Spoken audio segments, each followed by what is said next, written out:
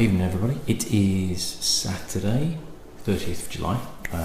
Had quite a fun day with the family today, and my brother-in-law and sister-in-law, even though they're not married, and my, hang on, is he nephew or cousin? Nephew. Their son. Yeah, nephew. At quite a good kind of butterfly world stroke animal park stroke fun place to be just outside Sheffield. Very, very good. Highly recommend it. I can't remember what it's called. It doesn't really have a name. It's in a place called Anston, just south of Sheffield. So if you're around that neck of the woods and you want to kill a few hours, it's well worth checking it out. Anyway, I digress for a change. So we are on Scotch now for a little bit, and I'm going to do the remainder of the island whiskies that I've got on the list, of which there is 3. Because we've done Highland Park, we've done Scapa. Isla I'll keep separate as a separate run right at the end, but I've done Talisker. So basically all that's left are, out of all the ones that I've got, 2 distilleries on 2 separate islands, but I've got 3 whiskies to do. How does that work out, I hear you ask, or not, because you already know what they're going to be, because you've got the list, so what am I on about? So we'll start off with the 2 on the Isle of Mull. So the Isle of Mull is here, in the Hebrides, and Tobermory is the capital of the Isle of Mull. Now, if you have kids and they're in the UK and you've been watching kids TV channels, which if you have kids you probably do, because that's all they seem to do, is either go on YouTube and watch the same song over and over and over again, or they watch utter rubbish on kids TV channels. I'm not a big fan of CBeebies and things like that. I find them a bit twee and a bit almost they look down on kids. So I don't watch that much of it, but you probably will have heard of Balamory, which is actually filmed in Tobermory. And Tobermory looks like this on the bay. It was originally called Lechek, and that was Gaelic for safe haven, because it's apparently in the Hebrides, one of the safest bays in there, which is why Tobermory basically grew from that area. And Balamory is filmed there as well, because they almost didn't have to build a set because it's got these lovely painted things. Now Balamory it's a bit of a twee kid show, and it's a little bit kind of like, God, this is awful, but the kids seem to like it and it keeps them quiet, so we'll keep on going. If you have heard of a stand-up comedian called Miles Jupp, who, again, based in the UK, if you watch Not the Week, Have I Got News for You, 8 out of 10 Cats Does, Countdown, that sort of stuff, he's a very, very good stand-up comedian. He was actually in Balamory. I can't remember what his character's name is, but it's one of those where if you catch an old episode, you're like, is that can't be him, surely. Is it? Really? So yes, I don't think I think he's sort of semi-proud of it, but it's one of those things where it's like, yeah, we don't really want to talk about that. Anyway, so Tobermory is the town. It's not even a town, it's more like a village, and that was also derived from Gaelic, meaning the Well of Mary, and there is a St Mary's church there with a well. So in 1798, in fact 1797, a guy called John Sinclair applied to open a distillery, and it was turned down, but in 1798 the application was granted, and a distillery was built. In 1823 the license was then granted. Now the miniature of Tobermory that I have is actually an older bottling, and I'll get into that in a second, but this actually says established 1823. Whether you can actually pick that up or not, I don't know, but it says established 1823. If you go to the Tobermory website, it actually says that it was built, opened, founded, created, whatever you want to do it. It's 1798. Weirdly, if you put Tobermory Distillery into Google and you get your kind of list of websites, the opening line of the official Tobermory Distillery actually says it was opened in 1978, and I think that's just a bit of a typo. But this is saying established in 1823, which when the license was granted, but it was actually built in 1798. So it then closed in 1930 because of the impacts of Prohibition, which hit a lot of Scotch whisky distilleries. It was all the way through to 1972 it was closed, where it then reopened. It closed in 1978 after the company that opened in 1972 went into receivership.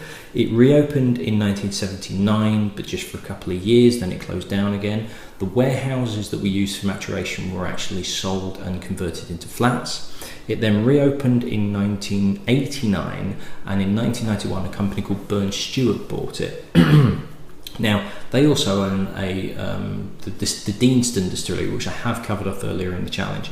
And because there is nowhere to mature the whisky on Tobermory, it's on Mull itself, they actually distill at Tobermory distillery and then ship them to Deanston and mature them in Deanston's warehouses, which potentially will affect the type of flavour that it could actually, at the end result. It's not matured on the island as well. It's distilled there and then brought across to Deanston and matured at Deanston.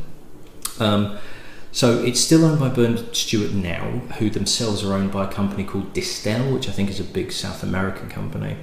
In 2012 and 2013, they actually had to stop production temporarily simply because their water source, which is like a private lock, which is quite heavily peated itself, the water levels, because of the hot summer and drought, the water levels dipped that low that they couldn't afford to take any more. They actually had to wait for rainfall to fill it back up again before they could start production. They use malted barley from Port Ellen. They actually purchase it from them and get it shipped over. So Tobermory is a lightly peated version. Now, as I said, this is an old bottling. I think it's about 2010 they actually changed from this. So this is the standard 10-year-old, although it doesn't say on this miniature that the standard bottling, which was basically the only version that they did, was a 10-year-old, and it was 40%. So this is what it looked like previously. I think it was about 2010 when it changed, 2009, 2010. This is what it looks like now, and they've upped the percentage, so it's now 46.3%, which is a very specific ABV, but it's 46.3%, and they actually claim that they don't do chill filtration, whereas what we believe this was chill filtered. Now again, a bit like colouring, there's a little bit of an argument in terms of chill filtration, and again it's a purist argument because there are some people who say that chill filtration, which is essentially what you do is you've got your whiskey and you chill it down to the point just above, it's not freezing, so it's not frozen solid, but you chill it right down so that the impurities that are in the whiskey actually crystallize and get bigger, and you can then filter those larger crystals out of your whiskey. So theoretically you get a purer spirit. There is an argument that chill filtration improves the whiskey. There is an argument that chill filtration actually detracts from the whiskey because you're taking out some of the impurities that actually give it some of that character. There are some that argue that chill filtration is purely cosmetic. It doesn't actually make any difference to the flavour of the whiskey. It just means that if you put ice in it or cold water in it, you don't get haziness, which you can find in, if you get a whiskey that you know is not chill filtered and you put ice in it, you start to get this weird sort of haziness in the glass, and that's because those impurities are actually crystallising. It's a bit of a back and forth, and it's again a bit like with the colouring caramel, that sort of the E150A. If they do it, if they don't do it, unless they're doing two different versions and you can pick which one you want, you've not got a say in the matter whether it's the case or not. Now some people go, well, they used to chill filtration, they used to chill filter it and they don't anymore, and it tastes so much better. Does it really? I mean, I don't know. There's more important things to be worried about in the world, to be perfectly honest. So it's one of these things, but this is chill filtered, whereas the new version isn't, and it's completely different packaging as well. This new version, the 10-year-old, you're looking at about 35 quid, and I seem to recall when I was working at the whisky shop, which was when it was this, it was a little bit cheaper than that. Now we've got inflation to take into consideration, all of that lot, but it was more like the 25 to 30 quid rather than 35 upwards. So straight away you can pick up this light peatiness, but it's a little bit fresher as well. And some of the tasting notes I've read of the new version of Tobermory, what they are saying of this new version of Tobermory is the increase in alcohol percentage does do it favours. There does seem to be a better flavour balance, but it's always been lightly peated but fresher, and almost like a slightly lemony, slightly oily, sweeter version of a peated whisky. And this has that as well. There is a slight lemoniness to it, almost lemon meringue pie, as well as some soft peat, some nice gentle smokiness, but it's sweet smokiness. It's a very pleasant nose, but it's very delicate indeed. Slightly salty, but there's a definite zinginess to it, which is like lemon and lime.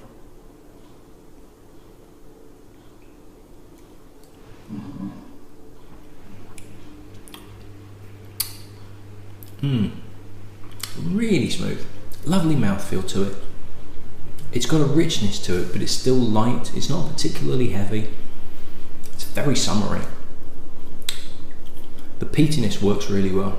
It's not too overbearing. It's light. It's a smokiness, but it's gentle. It's a sweet peat feel. It's really pleasant. Arguably could do with a little bit more depth and a little bit more oomph behind it. It finishes a bit quickly. It sort of dies off quite quickly. And I do wonder if the new version, I say new version, it's like 6-7 years old, but I do wonder if the latest version, that extra alcohol percentage gives you that oomph that it's looking for. I don't know how vastly different it is to this, but this is a really good whiskey. This is really, really easy drinking. It's light, it's spring-like and summery.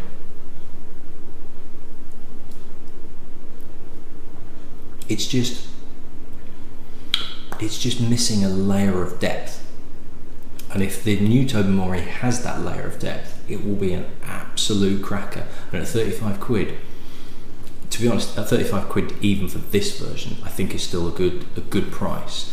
But if it's got a bit more, just a little bit more pizzazz about it, I think it's an absolute winner. As it is, this is really pleasant. If you're looking for a really easy drinking, light whiskey, just with something slightly different with this peatiness, but it's not too overpowering. If you don't like Isle of whiskies, I think you would still like this if you're looking for something with a bit of interest and a bit of peatiness. Something like Bunnahabhain, anything like that, just to make things interesting, but also light and delicate and fresh. And this would actually go really nicely poured straight out of the fridge, lightly chilled. I wouldn't put ice with it because I wouldn't put ice with whiskey anyway, but lightly chilled out the fridge would be really, really pleasant indeed.